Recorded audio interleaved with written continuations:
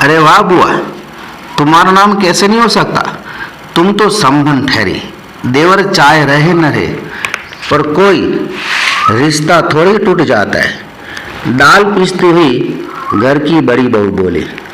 हैं बुआ, नाम है, मैं तो सारी लिस्ट देख कर आई हूँ। विधवा ननद बोली। बैठे ही बैठे 2 कदम आगे सरकर बुआ ने बड़े उत्साह से पूछा, तू अपनी आंखों से देख कर आई है? नाम तो होना ही चाहिए, पर मैंने सोचा कि क्या जाने आजकल के फैशन में पुराने संबंधी को बुलाना हो न हो। और बुआ बिना 2 पल रुके वहां से चल पड़ी।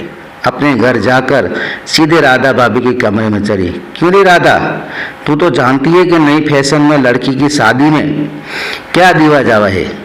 समझियों का मामला ठहरा, सो भी पैसे वाले, खा लिया जंग तो अच्छा नहीं लगे। मैं तो पुराने जमाने की ठहरी, तुम्हें बता दे क्या दूं। अब कुछ बनाने का समय तो रहा नहीं, 2 दिन बाकी है, सो कुछ बना बनाइए खरीद लाना। क्या देना चाहती हो अम्मा? जेवर, कपड़ा, श्रृंगारदान या कोई और चांदी की चीज? मैं तो कुछ भी नहीं समझ रू।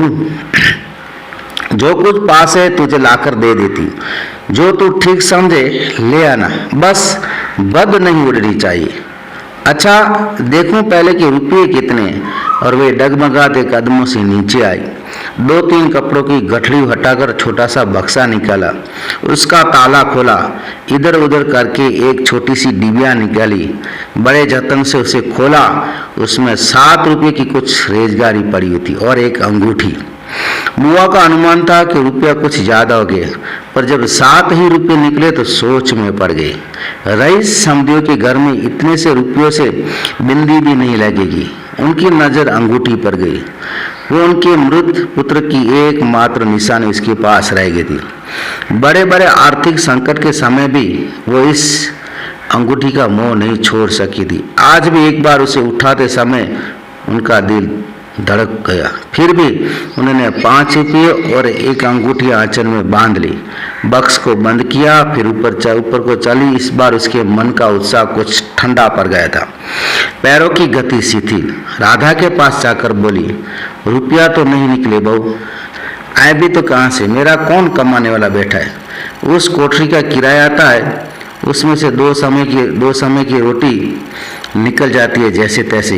और वो रो पड़ी। राधा ने क्या करूँ बुआ, आजकल मेरा भी हाथ तंग है, नहीं तो मैं भी दे देती। अरे पर तुम देने के चक्कर में पड़ती ही क्यों? आजकल तो लेन देन का रिवाज ही उठ गया है। नहीं रे राधा, समझने का मामला ठहरा। 25 बरस हो गए तो भी वे नहीं बोले और मैं खाली हाथ जाऊं? नहीं, इससे तो न जाऊं सो ही अच्छा है। तो जाओ ही मत, चलो छुट्टी हुई। इतने लोगों में किसे पता लगेगा कि आई या नहीं? राधा ने सारी समस्या का सीधा साल बताते हुए कहा। बड़ा बुरा मानेंगे, सारे शहर के लोग जावेंगे और मैं समदिन होकर नहीं जाऊंगी तो यही समझेंगे कि देवर जी मरे तो संबंध भी तोड़ दिया। नहीं, तू ये अंगूठी बेच ही दे। और उन्होंने आंचल की गांठ खोलकर एक पुराने जमाने की अंगूठी राधा के हाथ पर रख दी।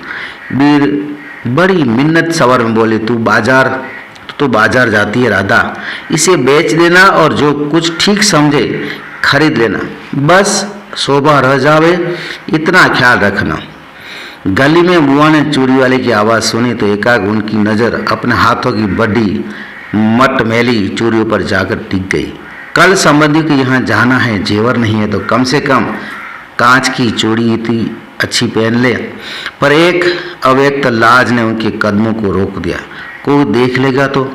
लेकिन दूसरे क्षण अपनी इस कमजोरी पर विजय पाती सी वे पीछे के दरवाजे पर पहुंच गई और 1 रुपया कलदार खर्च करके लाल हरी चूड़ी के बंद पहन लिए।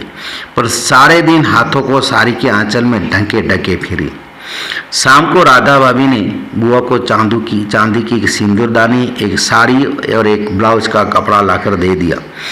सब कुछ देखकर बुआ बड़ी प्रसन्न हुई, ये सोचकर कि जब वे सब दे देगी तो उनकी समधिन पुरानी बातों की दुहाई दे देकर उनकी मिलन सरिता की कितनी प्रशंसा करेगी। उनका मन पुलकित हो गया। अंगूठी बेचने का गम जाता रहा।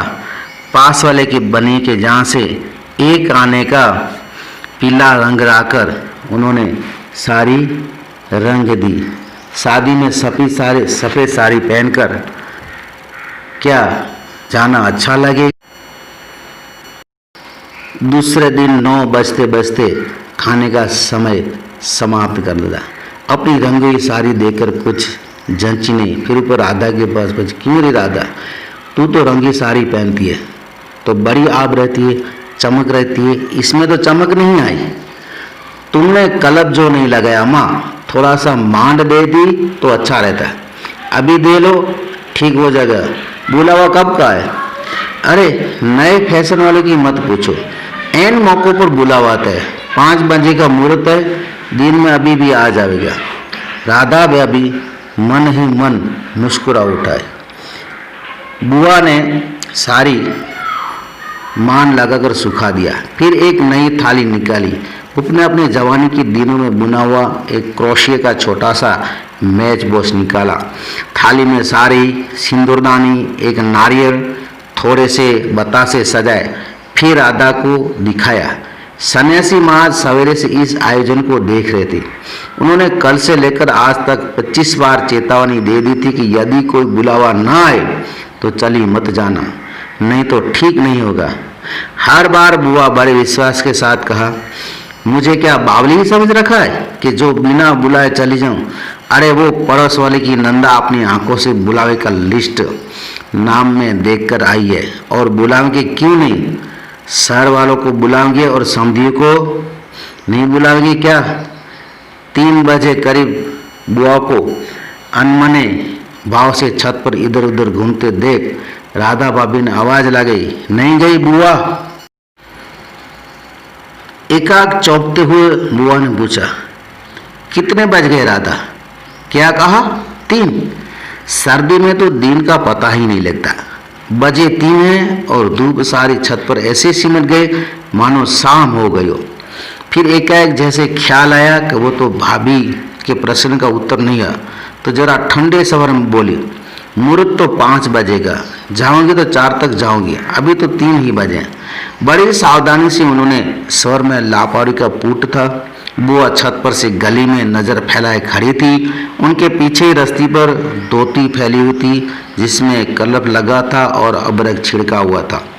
अबरक के बिखरे हुए कण रह रह कर धूप में चमक जाते थे, ठीक वैसे जैसे किसी की गली में घुसता हुआ बुआ का चेहरा चमक उठता था। 7 बजे की धुंधले में राधा ने ऊपर से देखा तो छत की दीवार से सटी गली को और मुंह किए एक छाया मूर्ति दिखाई। उसका मन भराया। बिना कुछ पूछे इतने का, बुआ सर्दी में खड़ी खड़ी जहाँ क्या करे हो? आज खाना नहीं बनाना है क्या? 7 बज गए। जैसे एकाएक नींद से जागते बुआ ने पूछा, क्या कहा? 7 बज गए। फिर जैसे ही अपने से बोलते पूछा, पर 7 कैसे बज सकते हैं? मुहूर्त तो 5 बजे का था।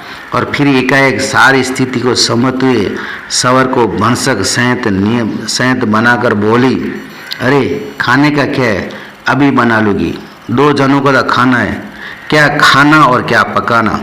फिर उन्होंने सूखी साड़ी को उतारा, नीचे जाकर उसकी तह की धीरे धीरे हाथों की चूड़ियाँ खोली, थाली में सजाया और सारा सामान उठाया और सारी चीज़ें बड़े जतन से अपने एकमात्र संगूत में रख दी और फिर बड़े ही बुझे दिल से अंगूठी जलाने बैठ